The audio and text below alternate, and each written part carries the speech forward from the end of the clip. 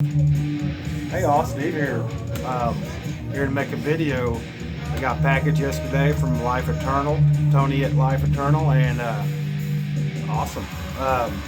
Some stuff I've been really wanting for a while. Can never seem to pin it down, and we did some trading. So I sent him some stuff, and he sent me some stuff, and man, I appreciate it, Tony. I appreciate it. So getting this video started. He did a live unboxing or an unboxing video, which is awesome. I got my package yesterday, so I already opened it, and then I had to go to work. So I'm not doing an unboxing, but I'll show you everything that was in that package. Starting off with this. This is Apotheosis, Cursed Vengeful Eternity. It's Tony's band. Listening to this a lot. Cool. It has a kind of a black metal vocal style, and as you can tell, that's more of a Swedish kind of sound. Yeah, Swedish death metal sound, I guess. Pretty damn good stuff. I appreciate it, Tony, for throwing this in there. I can tell I'm gonna spend this a lot. It's right up my alley.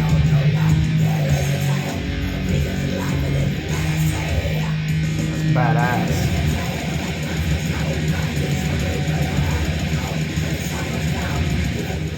Here a little bit of, on this one, a little bit of a myrtle. Anyway, on with the video. Thank you, Tony, again for this. This is awesome. Alright, so what we traded for, if you've seen his video, you know what I sent him. He sent me quite a big stack here. A couple of these he threw in, but this is awesome. So without further ado, first one, Deicide, their debut. I have this on cassette, but it's missing the cover. So now I have it on CD, and I've been in the CD collecting mood lately, mainly because prices of everything's going sky high at the grocery store, and of course the gas prices, and CDs are a little bit more affordable right now, so that's what I've been collecting.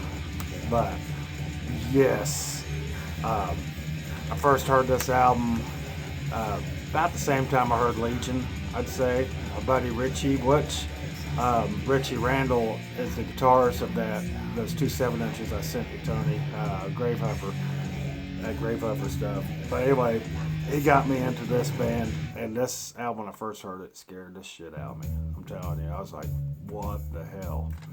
And I remember comparing it to Slayer, because back then when this first came out, Slayer was new. We didn't know, we just called it heavier than Metallica, or heavier than Slayer, or stuff like that, And then we learned later what it was a death metal genre. But anyway, yeah, thank you. This album, I'm going to spend a lot, I'll tell you that right now. Another Deicide album I've been looking for. I've actually don't have a copy of this. So now I do. And I used to in the past, and I got rid of it. I got rid of a lot of death metal stuff that I wish I didn't now. But yeah, this is Deicide's Once Upon the Cross. And tell you the truth, I listened to this the other day. Oh, not the other day, but last night when I got off work, and it blew me away. This album is freaking gold. This might be my new favorite Deicide album. Yep. Once Upon the Cross by Deicide. Badass shit. And while we're on still Deicide, he threw a t-shirt in. Thank you, Tony. Fuck yes. Yes. First thing I'm gonna do, my wife is wanting to go to the casino later. I might be wearing this to the casino because I hate the fucking casino. But anyway, yeah. Deicide, Legion. And I think I'm gonna start collecting a lot more Deicide, because that's getting to be one of my favorite death metal bands right now. Another one, Cannibal Corpse, Butchered at Birth. I have this on cassette, but now I have it on CD.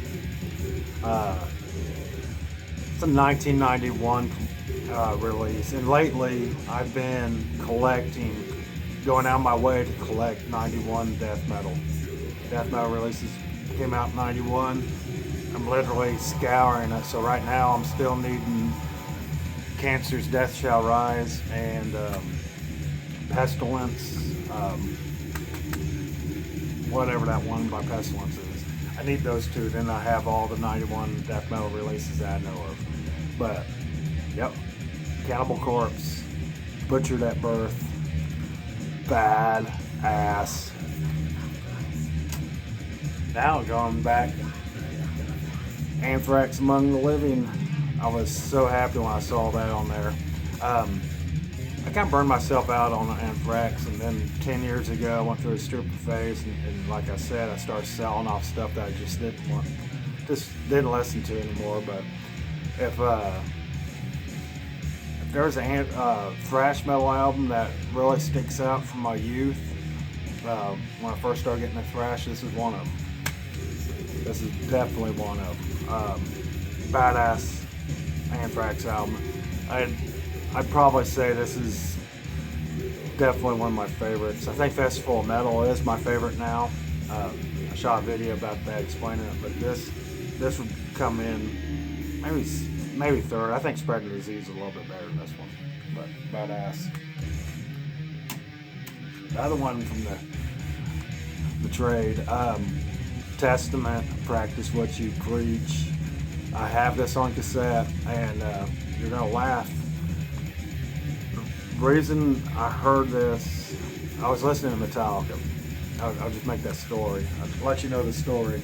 I was listening to Metallica one day, and I went to church. I'm from the Midwest, Bible Belt, and I was listening to Metallica at church on my Walkman, and the youth music director was wondering what I was listening to, and he thought that this was a Christian metal band that was like Metallica. So he gave me that cassette. Yeah, funny story. So anyway, I grew up for, I don't know, hell, I was, how old was I?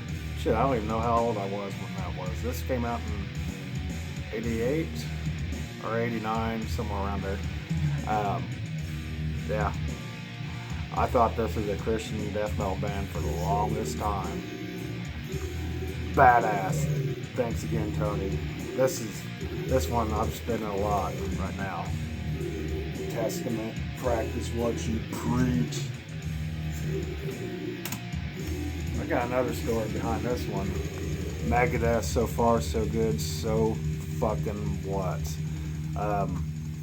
Megadeth, especially this album, I played a lot of Super Mario Brothers with my friends, and we seemed to be playing stuff like King Diamond, or this was one of them. I know this was in the rotation, and I know this gets a lot of hate. This album seems to get a lot of hate. I don't know why. I really don't. This is a badass album. The only thing I don't like about this album is the snare. Like, I can't stand that snare. But what's awesome about this is it's the original mix. It's not that 2004 remastered bullshit. So thanks again, Tony. This is the bomb. Favorite song on this album is literally Liar. I remember we used to try to that cut down part where he just spits out some hate a little bit on Liar. We used to try to emulate that, and Into the Lungs of Hell, Set the World on Fire, 502, In My Darkest Hour, which he wrote. I believe he wrote that when he found out that Cliff Burton had passed away. Hook and Mouth. Actually, I had a compilation album that had Hook and Mouth in it. It had 24 Hours Ago by Sabotage. It had Hook and Mouth by Megadeth. It had something else on it.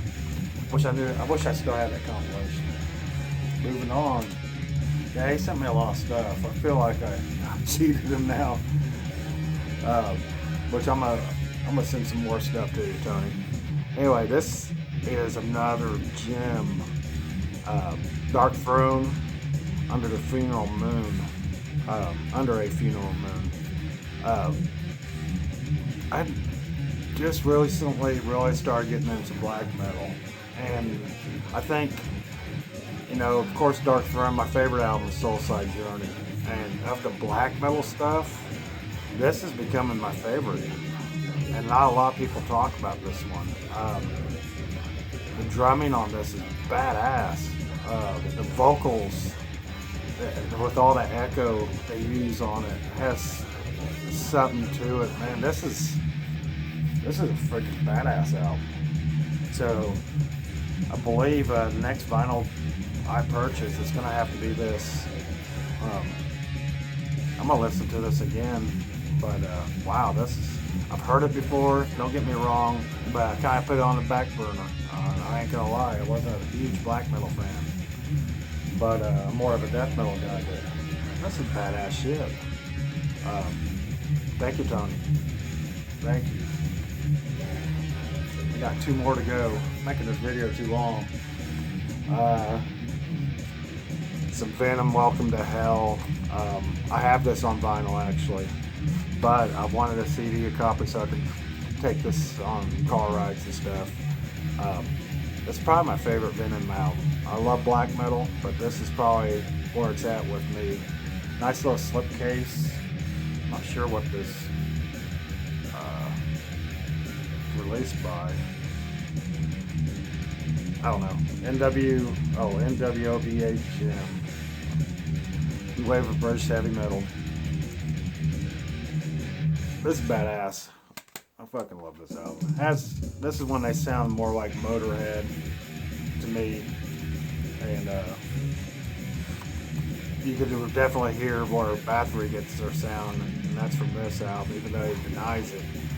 But that album art right there, this could be and it is. It's not. It's some sloppy freaking musicianship, but they put that on there. They made.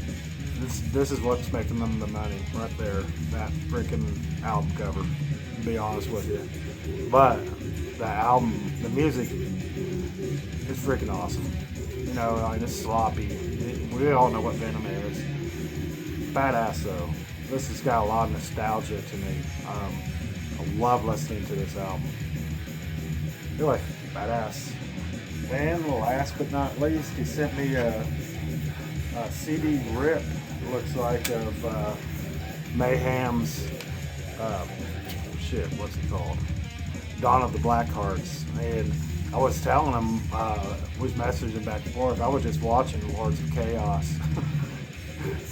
And I opened it up and this is in it. Actually, I haven't listened to it yet. I'm not massive, Mayhem's still growing on me, so maybe this will change my mind about them. When I got that release, that one with Bard on it, I can't remember what it's called. I didn't like it. I can't stand the vocals on it, but now that I know that there was a vocalist, which is him, I'm gonna check some more. I didn't know he sang for that band Morbid, so I learned a lot of history. You're probably going, Steve, wake the fuck up. I'm a death metal guy, guys. Not into the black metal. I'm getting there though. And actually, I need to mention this. I told somebody once before that I didn't get into black metal till I started watching their videos. I had black metal albums, and I liked some of them, but I didn't really start getting into it until here recently. Anyway, that's my video, man. Women, I hope you enjoy, and hopefully I can make some more videos like this. And I'd like to, I'm gonna message a couple of people. I'm gonna send some more of that Gravehuffer stuff out. Gravehuffer is just a local band, and I think they deserve some attention. They've been working hard on this for 10 years, and I think they're just starting to break out. But anyway, thanks Tony again. Thanks for watching. Enjoy. Bye.